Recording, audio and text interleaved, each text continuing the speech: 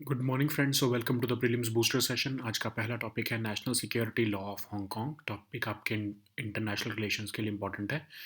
तो हांगकांग के लेजिस्लेचर ने एक new national security law unanimously pass किया है, जिससे गवर्नमेंट को ज़्यादा पावर मिलेगी डिसेंट को कर्ब करने के लिए। इस लॉ का नाम है safeguarding national security bill. और जो 2019 में प्रो डेमोक्रेसी प्रोटेस्ट हुए थे, उसके ऊपर जो है पॉलिटिकल क्रैकडाउन लाने के लिए ये लॉ लाया गया था। तो हांगकांग तो आपको पता होना चाहिए कि एक स्पेशल एडमिनिस्ट्रेटिव रीजन है चाइना का। पर्ल रिवर डेल्टा के साउथ चाइना सी में पास में पड़ता है। इसकी अपनी ओन करेंसी है, पॉलिटिकल सिस्टम भी अपना है, कल्चरल आइडेंटिटी भी अपनी है, लेकिन जो पॉलिटिकली ये जो है ये चाइना को बिलोंग करता है। पहले ये यूके की एक कॉलोनी होती थी, लेकिन ब्रिटेन ने चाइना को इसको 1997 में दे दिया था वापस। याद रखो कि ब्रिटेन को भी जो है किंग डायनेस्टी के लीडर्स ने फर्स्ट ओपियम वॉर में हारने के बाद चाइना को ब्रिटिश को हांगकांग आइलैंड दिया था। जब चाइनीज़ कम्युनिस्ट पार्टी को 1997 में ब्रिटेन ने ये आइलैंड वापस दिया, तो कहा कि यहाँ पर यूनिक अरेंजमेंट रहेगा, वन कंट्री टू सिस्टम्स, मतलब यहाँ पर सम फॉर्म ऑफ डेमोक्रेसी रहेगी हांगकांग में, जो जैसे कि ब्रिटिश टाइम पर आ रही थी, चलती आ रही थी। और यूके जो है चाइना में अपना अपना सिस्टम चल सकता है। हांगकांग की प्रॉस्पेरिटी को मेंटेन करने के लिए चाइना ने भी एग्री किया कि यस, यहाँ पर हम अपना जो पुराना सिस्टम है वही चलने देंगे, डेमोक्रेटिक सिस्टम, लेकिन पॉलिटिकल कंट्रोल रहेगा। तो जैसे फॉरेन अफेयर्स, डिफेंस, ऐसे जो मेजर जो सब्जेक्ट्स हैं वो चाइना डील करता है, बाकी अदरवाइज जो इंटरनल मैटर्स हैं वो हांगकांग की अपनी गवर्नमेंट चलाती है इसको, ठीक है। हांगकांग का अपना एक डी फैक्टो कॉन्स्टिट्यूशन भी है, जिसको हांगकांग बेसिक लॉ कहते हैं, जिसमें कि फ्रीडम्स गारंटी की गई हैं जो कि अदरवाइज चाइना के सिटीजन्स को नहीं मिलती हैं। बीजिंग जो है वो लेकिन पिछले कुछ सालों से इस बेसिक लॉ जो हांगकांग का कॉन्स्टिट्यूशन है, उसको अपने हिसाब से री इंटरप्रेट करे जा रहा है, और कंप्लीट जुरिस्डिक्शन जो है वो हांगकांग के ऊपर एस्टेब्लिश कर चुका है, ठीक है। तो 2019 में जो है ये प्रो डेमोक्रेसी प्रोटेस्ट स्टार्ट हुए, जो अम्ब्रेला रेवोल्यूशन के बाद 2014 के सबसे बड़े प्रोटेस्ट थे। उसको जो है वो डील करने के लिए बीजिंग ने एक स्वीपिंग सिक्योरिटी लॉ पास किया इन मैसिव एंटी गवर्नमेंट प्रोटेस्ट को जो है वो ख़त्म करने के लिए। और उसका यूज़ करते हुए कई तरह के जो है एक्टिविस्ट को जो है प्रोसिक्यूट किया गया। तो ये safeguarding national security bill है क्या? ये ऑफ कोर्स 23 मार्च से जो है इफ़ेक्ट में आएगा, और गवर्नमेंट की पावर को बढ़ाता है ये, कि किसी भी तरह के डिसेंट या चैलेंज को वो कर्ब कर सकते हैं। इसमें जो है ट्रिजन को पनिश करने की या इंसरेक्शन को पनिश करने की पावर है, लाइफ इम्प्रिजनमेंट तक के प्रोविज़न है इसमें। क्रिमिनल प्रोसिक्यूशन अलाउ करता है ये, अगर कोई भी एक्ट किसी भी पार्ट ऑफ द वर्ल्ड में हांगकांग के अगेंस्ट किया जाए तो, ठीक है। तो टफ़र पेनल्टीज़ भी इंट्रोड्यूस कर रहा है ये, और उन लोगों के अगेंस्ट जो किसी फॉरेन गवर्नमेंट के साथ मिलकर काम कर रहे हैं अगेंस्ट हांगकांग, ठीक है। तो यहाँ पर कुछ की ऑफेंसेस और जो है पेनल्टीज़ दी गई हैं, याद रखने की ज़रूरत नहीं है, ऑफ कोर्स एक बार पढ़ सकते हो सिर्फ। अब ये न्यू लॉ इसलिए लाया गया ताकि जो है डिसरप्टिव प्रोटेस्ट जो हैं 2019 की तरह जैसे जो हुए थे, उन सब को रोका जा सके, फ्यूचर में वो ना हो। इसके लिए जो है वो हांगकांग की गवर्नमेंट जो है वो चाइना के कहने पर ये लॉ इंट्रोड्यूस किया है उन्होंने। नेक्स्ट हम टॉपिक देखते हैं डिफेमेशन इन इंडियन लॉ। ये टॉपिक आपके गवर्नेंस के लिए इंपॉर्टेंट है। तो सुप्रीम कोर्ट ने एक ट्रायल कोर्ट की जो प्रोसीडिंग है उसको रोक दिया है। डिफेमेशन केस जो दिल्ली चीफ मिनिस्टर के खिलाफ हुआ है, बीजेपी की आईटी सेल की एक वीडियो को के अगेंस्ट एक वीडियो को रीट्वीट करने की वजह से। तो डिफेमेशन क्या होता है? डिफेमेशन सिविल और क्रिमिनल दोनों ऑफेंस हो सकते हैं। सिविल ऑफेंस में क्या होता है कि आपने कुछ राइटिंग में कुछ लिखा किसी पर्सन के अगेंस्ट झूठा, कुछ बोला, अगर आपने उसको स्लैंडर कहते हैं, तो ये फाइनेंशियल कंपनसेशन से पनिशेबल होता है। लेकिन क्रिमिनल केसेस में क्या होता है, डिफेमेशन अगर रीजनेबल डाउट से जो है बियॉन्ड प्रूव हो जाती है कि हाँ पर्सन का इंटेंट ही ये था कि झूठ फैलाया जाए, उसको क्रिमिनल डिफेमेशन कहते हैं। इसमें जो है जेल टर्म भी हो सकती है 2 साल तक की, ठीक है। तो सुप्रीम कोर्ट ने भी जो है इसको अपहोल्ड किया है सुब्रमण्यम स्वामी वर्सेस यूनियन ऑफ इंडिया के केस में, कि यस जो है, क्योंकि राइट टू रेपुटेशन जो है आर्टिकल 21 में प्रोटेक्टेड है, तो इसीलिए एक रीजनेबल रिस्ट्रिक्शन है ये right to freedom of speech and expression के ऊपर। इसीलिए जो है ये आईपीसी की सेक्शंस 499 और 500 जो हैं वो कॉन्स्टिट्यूशनली वैलिड है, ठीक है। तो ये रीसेंट केस क्या था, सुप्रीम कोर्ट ने क्या रूल किया? तो एक्चुअली सुप्रीम कोर्ट जो है वो दिल्ली सीएम जो हैं उनके चैलेंज को हेयर कर रहे थे। दिल्ली हाई कोर्ट के ऑर्डर जो आया था जिसमें क्रिमिनल डिफेमेशन केस फाइल किया गया था अरविंद केजरीवाल के अगेंस्ट, क्योंकि उन्होंने जो है कुछ रीट्वीट किया था। लेकिन सुप्रीम कोर्ट ने बोला है कि सिर्फ रीट्वीट करने का मतलब ये नहीं कि वो जो है उसको एंडोर्स कर रहे हैं, ठीक है। जबकि हाई कोर्ट ने ये ऑब्जर्व किया था कि जब एक बहुत फॉलोअर्स का कोई पर्सन कुछ रीट्वीट करता है, तो जो उनके फॉलोअर्स हैं उनको ये जो है अज्यूम करते हैं वो कि हाँ, ये जो पर्सन है या जो ये सेलिब्रिटी है या पॉलिटिशियन है, ये इस पर्टिकुलर कंटेंट को एक तरह से एंडोर्समेंट दे रहा है। नेक्स्ट हम टॉपिक देखते हैं बैटल ऑफ ओकिनावा।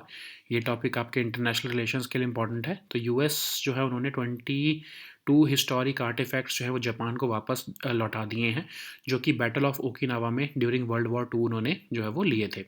तो बैटल ऑफ ओकिनावा क्या है? लास्ट मेजर बैटल है वर्ल्ड वॉर टू की, जो यूएस और जापानीज़ फोर्सेस के बीच में ओकिनावा में लड़ी गई थी।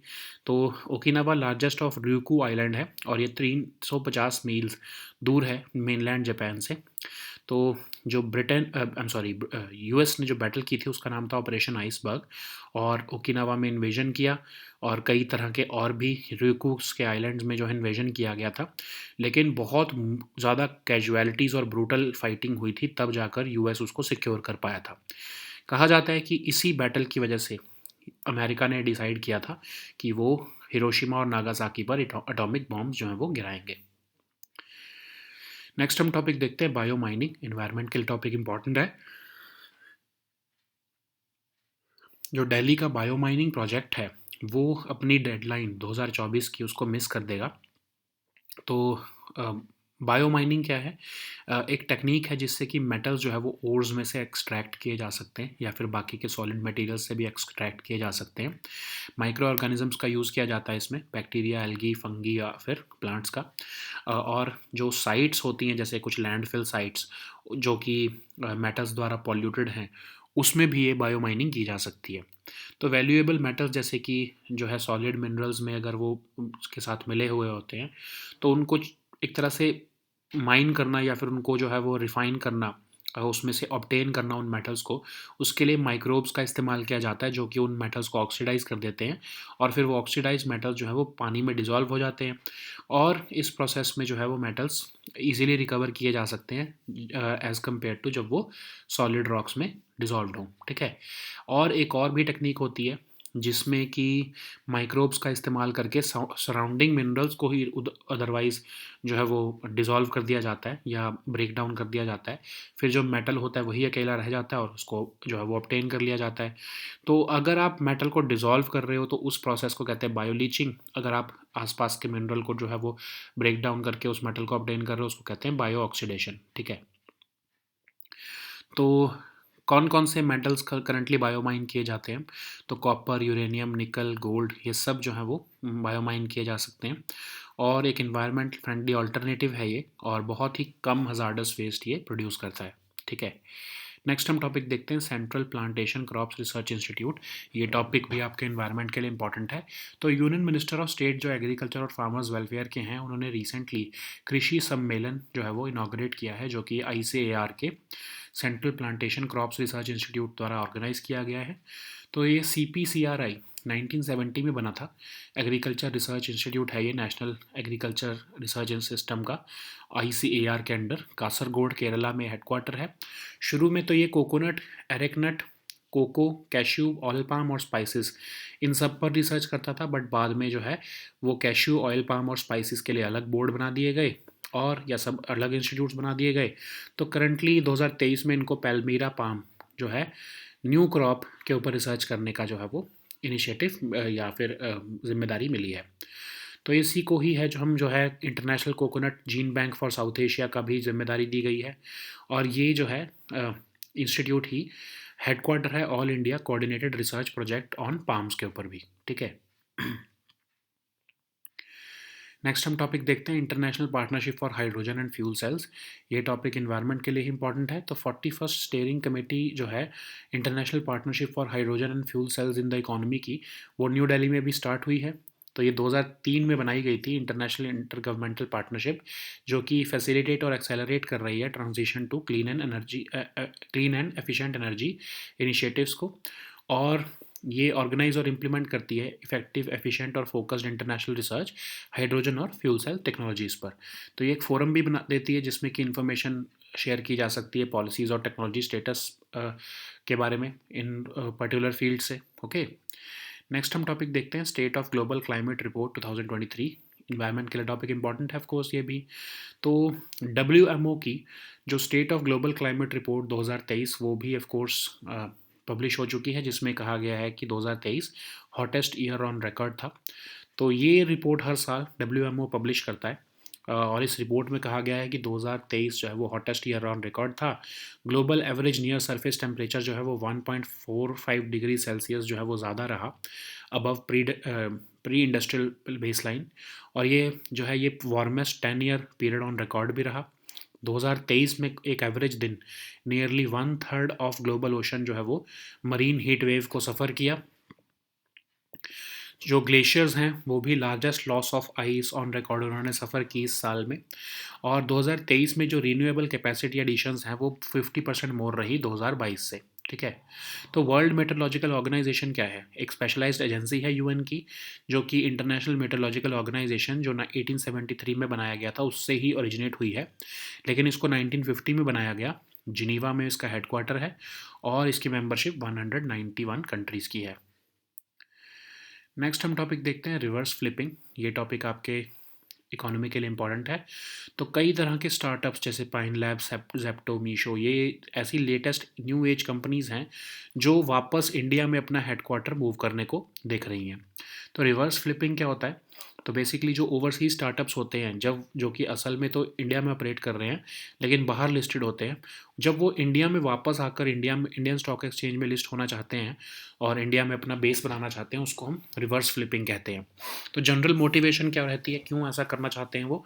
क्योंकि वो ये देख रहे हैं कि इंडिया की लार्ज और ग्रोइंग इकोनॉमी है, वेंचर कैपिटल बहुत अच्छे से अवेलेबल है यहाँ पर, फेवरेबल टैक्स रिजीम है, बेटर इंटेलेक्चुअल प्रॉपर्टी प्रोटेक्शन है, यंग एंड एजुकेटेड पॉपुलेशन है, फेवरेबल गवर्नमेंट पॉलिसीज़ हैं। तो ऑफ कोर्स ये एक ट्रेंड देखने को मिला, जो कि इकोनॉमिक सर्वे में भी कहा गया कि ये कंसेप्ट जो है ये सामने आ रहा है। इसको और ज़्यादा एक्सेलरेट करने के लिए गवर्नमेंट जो है वो सिंप्लीफाई करे प्रोसेसेस को, ताकि टैक्स वेकेशंस दें, ई सॉप्स दें, कैपिटल मूवमेंट्स दें, डिक्रीज़ करें टैक्स लेयर्स को, और अलग तरह के बेनिफिट दें ताकि जल्द और ज़्यादा स्टार्टअप्स या फिर जो बिजनेसेस हैं वो रिवर्स फ्लिपिंग करके इंडिया में वापस आएँ। तो फ्लिपिंग क्या होता है? फ्लिपिंग में बेसिकली क्या होता है कि जब इंडियन कंपनी अपने आप को 100% सब्सिडरी बना लेती है फॉरेन एंटिटी के और बाहर जाकर रजिस्टर हो जाती है, उसको हम फ्लिपिंग कहते हैं। ठीक है, तो ब्रेन ड्रेन जो है होता है अगर फ्लिपिंग होती है, तो वैल्यू क्रिएशन होती है फॉरेन जुरिस्डिक्शंस में rather than in India. India जो है इंटेलेक्चुअल प्रॉपर्टी और टैक्स रेवेन्यू भी जो है इंडिया का कम होता है अगर ये फ्लिपिंग होती रही तो इसलिए रिवर्स फ्लिपिंग हमारे लिए ज़्यादा ज़रूरी है। नेक्स्ट हम टॉपिक देखते हैं इंटरनेशनल सी बेड अथॉरिटी। ये टॉपिक आपके इन्वायरमेंट के लिए इंपॉर्टेंट है। तो काउंसिल जो है इंटरनेशनल सी बेड अथॉरिटी की, वो फर्स्ट पार्ट ऑफ उन्होंने 29 सेशन जो है वो कमेंस किया है अभी रिसेंटली। तो इंटरनेशनल सी बेड अथॉरिटी एक ऑटोनॉमस इंटरनेशनल ऑर्गेनाइजेशन है, 1994 में बनाई गई, माइनिंग और रिलेटेड एक्टिविटीज़ को इंटरनेशनल सी बेड पे बियॉन्ड नेशनल जुरिस्डिक्शन रेगुलेट करने के लिए। तो यूएन क्लॉज का ही एक पार्ट है ये, और ऑर्गेनाइज करती है, ये कंट्रोल करती है on all mineral resources related activities in the area. Kingston Jamaica में इसका हेडक्वार्टर है। तो लाइसेंस देना, रेगुलेट करना एक्टिविटीज़ को, एक्सप्लोरेशन और exploitation of mineral resources in the international seabed, ये इसके फंक्शंस हैं। और ये मरीन इन्वायरमेंट को भी प्रोटेक्ट करती है। ठीक है, तो यूएन क्लॉज क्या है? यूएन क्लॉज को हम laws of the sea convention भी कहते हैं। बेसिकली एक लीगल फ्रेमवर्क देता है सभी मरीन और मैरीटाइम एक्टिविटीज़ का। तो एक comprehensive regime of law and order है ये वर्ल्ड के ओशंस और सीज़ में, और ये कई तरह के इश्यूज़ को जो है वो कवर करता है, चाहे डेफिनेशन ऑफ मैरीटाइम जोन्स हो, राइट्स या रिस्पॉन्सिबिलिटीज़ ऑफ कोस्टल स्टेट्स हो, कंजर्वेशन या मैनेजमेंट ऑफ मरीन रिसोर्सेज हो, डिस्प्यूट्स की सेटलमेंट हो, या प्रोटेक्शन ऑफ मरीन इन्वायरमेंट हो। Okay, so now let us see all these topics in English.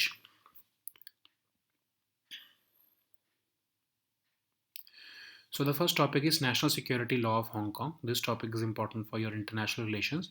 So recently Hong Kong legislature has passed a new national security law unanimously, which will be granting more power to the government to curb dissent. And the passing of this safeguarding national security bill comes in the wake of a political crackdown, which was meant to quell the 2019 pro-democracy protests.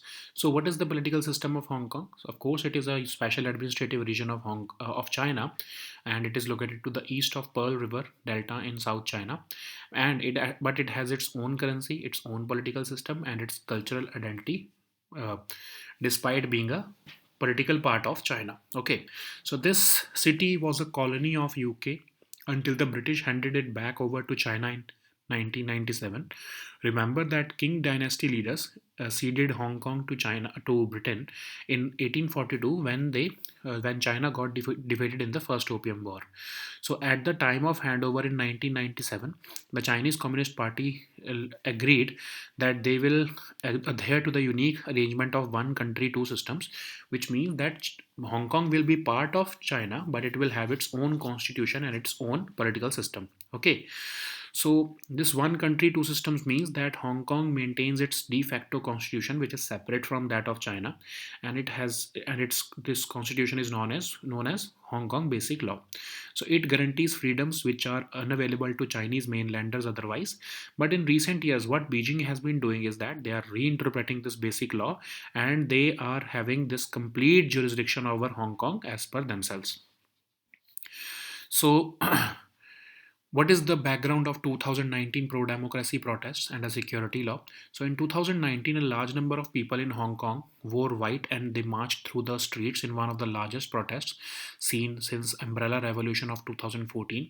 So they were protesting against a proposed law change which would allow suspects accused of serious crimes to be sent to mainland China for trial. So in 2019, Beijing imposed a sweeping security law, which was triggered by the massive anti government protests in 2019. And this new law was used to prosecute several leading activists. Okay, so this safeguarding national security bill will come into effect from to March 23, and this will extend the government power to curb any future dissent or challenges that might arise. So this also includes expanding the scope of punishing treason and insurrection up to life imprisonment. This law also would allow for criminal prosecution for specific acts committed anywhere in the world. This would also incorporate provisions for imposing tougher penalties on people convicted of working with governments in foreign countries or to commit crimes. So there are some. So here are some of the provisions or penalties which have been introduced in this law. Of course, you do not need to remember any of them. You can just give it a look. Okay, so why has a new law been imposed? Of course, to quell the dissent and to deal with the protests, which saw involvement of more than 500,000 people in 2019. It became important for the China-controlled Hong Kong government to introduce this law and quell that dissent. Okay, so the next topic is defamation in Indian law. This topic is important for our governance section. So Supreme Court has recently restrained a trial court from proceeding with a defamation case against Delhi Chief Minister for retweeting a YouTube video against BJP's IT cell. So how is defamation defined under Indian law? So of course defamation can be a civil wrong or a criminal offense, and civil defamation happens when the words are spoken, that is slander, or through writing, which is called libel, and it is based on tort law, that is law imposing civil liability. So it is punishable with financial compensation and damages, which are computed based on probabilities. But in criminal cases, defamation must be proven beyond reasonable doubt, and section 499 of IPC deals with it, which means that whoever by words or by signs or by visible interpretations makes or publishes any imputation which concerns any person intending to harm the reputation of that person, it is said to be have defamed that person. Okay, so what is criminal defamation can attract a jail term also for up to 2 years with or without fine. So in the Subramaniam Swamy versus Union of India case, the Supreme Court also upheld the constitutionality of IPC sections 499 and 500, saying that right to reputation is protected under Article 21, and that's why criminal defamation is a reasonable restriction on the right to freedom of speech and expression of Article 21. Okay. So what is this recent case and what the Supreme Court has ruled? So CM, uh, this Delhi CM had challenged the Delhi High Court order, in which the Delhi High Court had observed that the Delhi CM had retweeted a content, and because he has a significant following on his social media account, it would uh, it would have undoubtedly implied that he is publicly endorsing this particular defamatory statement against the BJP's IT cell. So, anyways, the Supreme Court has now ruled that retweeting need not always mean endorsement. Okay. So the next topic is Battle of Okinawa. This topic is important for your international relations. So US has recently returned 22 historic artifacts to Japan, which were taken after the Battle of Okinawa during World War II. So Battle of Okinawa was the last major battle of World War II, which was fought between US and Japanese forces at Okinawa, which is one of the largest of Ryukyu's islands, and it lies 350 miles from mainland Japan. So in the Operation Iceberg, the invasion of Okinawa happened, and other islands of the Ryukyu also began in this invasion began in 1945 April 1, and US secured Okinawa, but it had to suffer enormous casualties after brutal fighting with with the Japanese, and this forced the US military planners to reconsider the invasion of Japan, and this also influenced the American decision to use atomic bombs on Hiroshima and Nagasaki. So the next topic is biomining. This topic is important for your environment section. So Delhi's biomining project to clear landfill sites is likely to miss the latest deadline of 2024. So biomining is a technique of extracting metals from ores and other solid materials using microorganisms, and it may also be used to clean up sites which have been polluted with metals. So valuable metals which are bound up in solid minerals can be extracted using microbes who can oxidize those metals, allowing them to dissolve in water. So it is the basic process behind most biomining, which is used for metals which can be more easily recovered when dissolved than from solid rocks.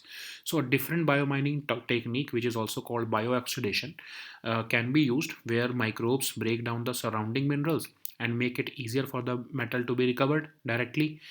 Okay, so when you dissolve the metal of interest through the microorganisms, it is called bioleaching. But when the surrounding minerals are break down, it is called biooxidation. So which metals are currently being biomined? So copper, uranium, nickel, gold, these valuable metals are currently biomined, and it is an environment friendly alternative. It produces very little hazardous waste also.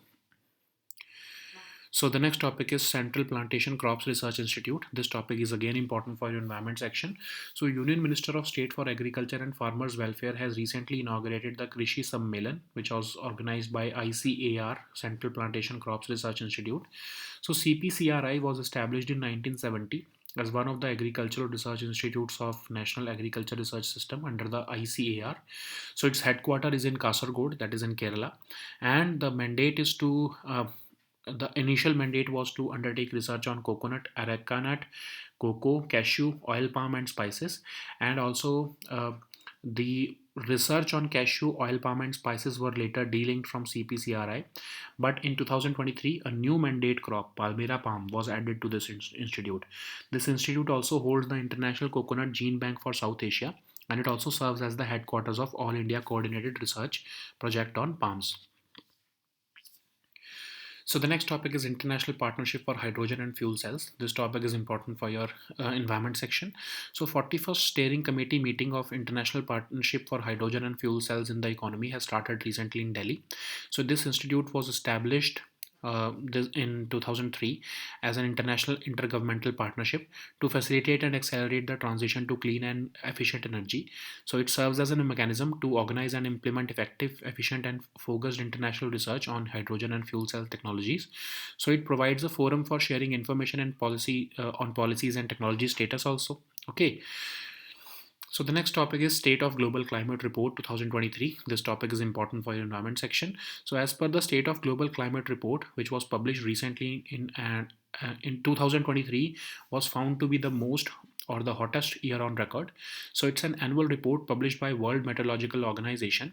And as per this report, 2023 was the hottest year on record, with the global average near surface temperature at 1.45 degrees Celsius, above the pre industrial baseline, and it was the warmest 10-year period on record. So, on an average day in 2023, nearly one third of the global ocean was gripped by a marine heat wave. So, the global set of reference glaciers suffered the largest loss of ice on record also. In 2023, renewable capacity additions increased by almost 50% from 2022. Okay, so what is World Meteorological Organization? It is a specialized agency of UN. It originated from the International Meteorological Organization, which was founded in 1873, but WMO was established in 1950, and it had its headquarters in Geneva with membership of 191 countries. So the next topic is reverse flipping. This topic is important for your economy section. So startups like Pine Labs, Zepto, Misho are the latest new age companies who are looking to move headquarters to India. So reverse flipping is a term used to describe the trend of overseas startups shifting their domicile to India and listing on Indian stock exchanges. So the general motivation for a reverse flip is the increased certainty of an exit at a higher valuation in India. Apart from that, startups are also looking to capitalize on India's large and growing economy, access to deeper pools of venture capital, favorable tax regimes, better intellectual property protection, a young and educated population, and a favorable governmental policies.